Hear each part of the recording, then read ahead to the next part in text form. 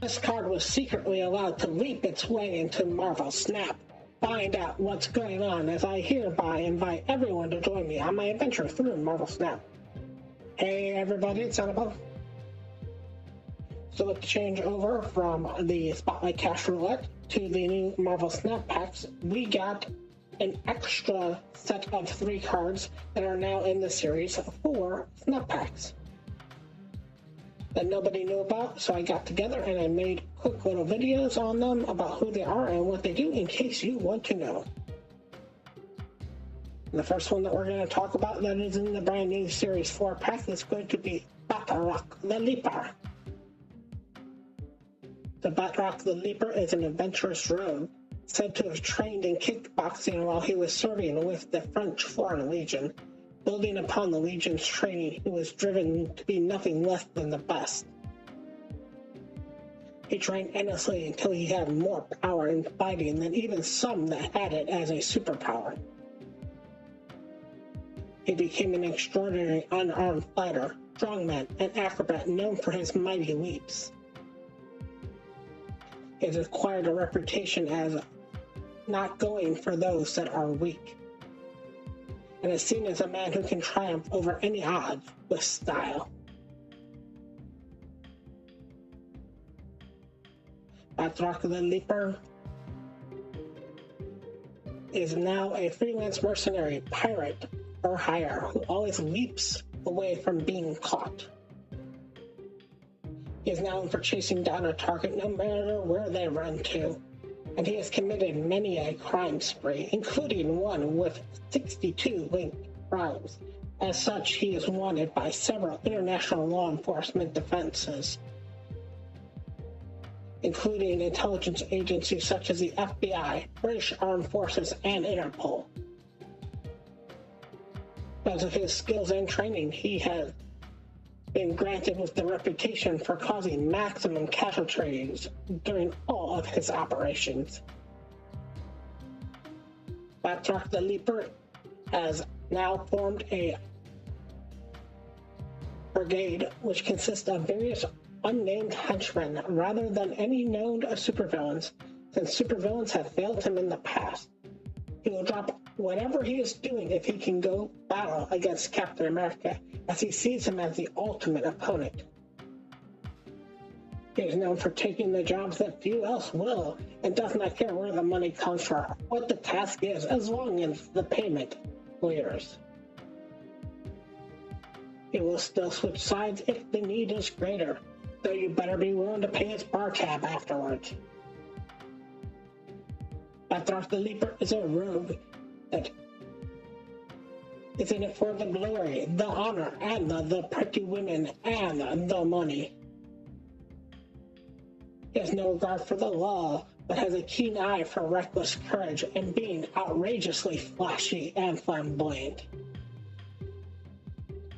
He has one of the biggest cons that he has run across everybody else, as his accent is nothing but a fake French accent that he horribly pronounces words with, to give himself an air of mystique. He plays the character of a lovable swashbuckler and a gentleman burglar, never robbing from anybody who can't afford it. However, underneath all this is just an act, as he is obsessed with being a man to prove his mettle, and he will routinely pit his power against people who are twice as strong as him and impossibly skilled opponents. Batroc the Leaper follows an intense training regimen, magnifying the natural powers of his body. He is extremely fast, agile, and performs world-class acrobatics with remarkable strength that is suspect. It is entirely possible that he has some sort of low-level mutant capability, especially when it comes to the strength in his leg.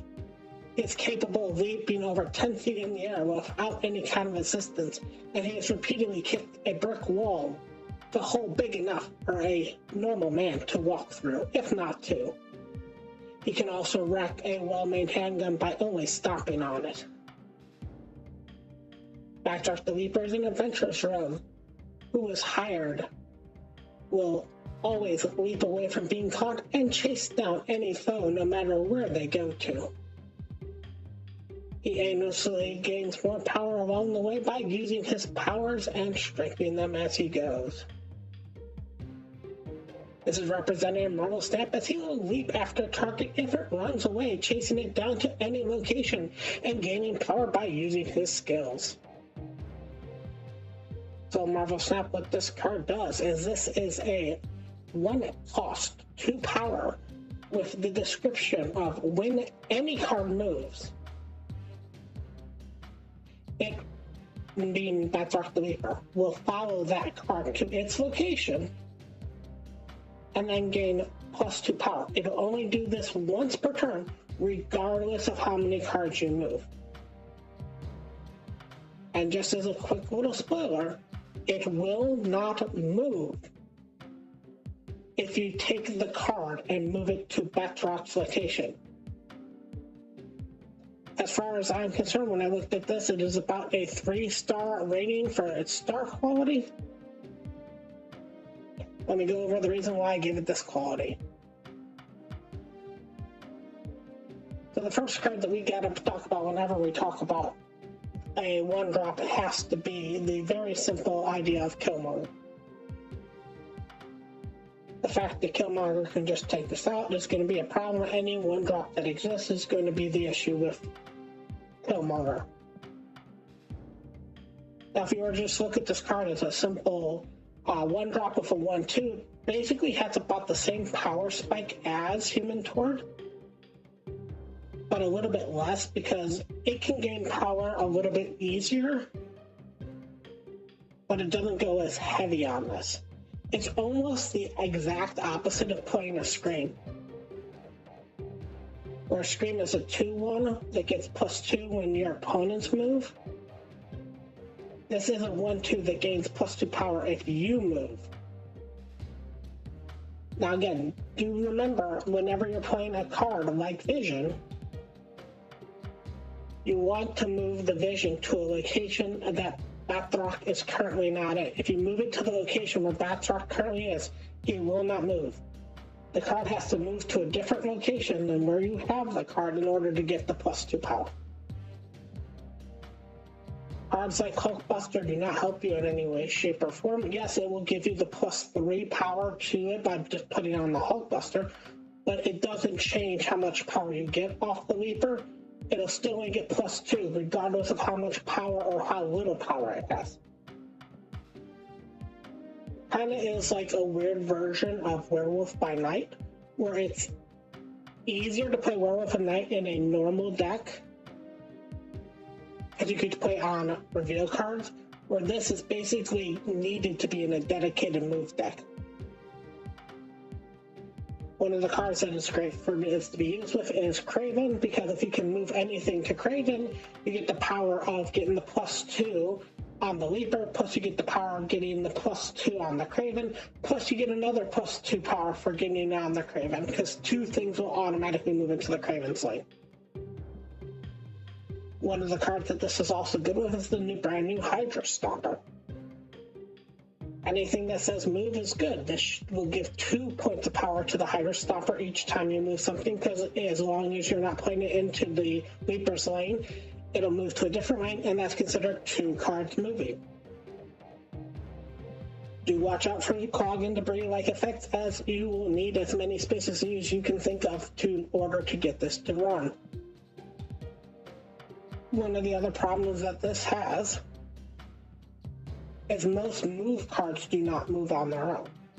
So in order for this to get some sort of use out of it, you will need to have a lot of cards that activate your move, or a lot of cards like Vision that can move on their own. Now, there is something to be said about the fact that Shang-Chi does exist, because it is actually possible to get this above 10. In fact, sometimes it's not even that hard to get this above 10. That's how dangerous this card is, because if you get this right on the correct turn, Just one move puts it up to a 1-4, which is super. 2 moves in the game whatsoever is 1-6. Do watch out with stuff like Heimdall. Heimdall only gives this +2 power, assuming that you have an open slot for it to go into. It does not get any more than the +2 power for Heimdall. So all in all, it's pretty much a decently good card. It can get up pretty high. You just gotta watch out to try to slot it into your rotation. So I think it's a pretty good card. I think it might be something that you want to look into. I am rather upset with Marvel Snap about this release cadence, that nobody knew that this was going to happen, especially due to the fact that when they first announced Snap Packs, they said that they were going to release Series 4 once in a while, and it almost feels like with 3 cards in this particular month cycle, that's going to be their normal, and if that's happening, that's pretty much 2 cards per week on average. And that's a little heavy from where they originally said they were going to be. We'll see what it looks like when the next month happens. Next Tuesday, I'll let you know what's going on.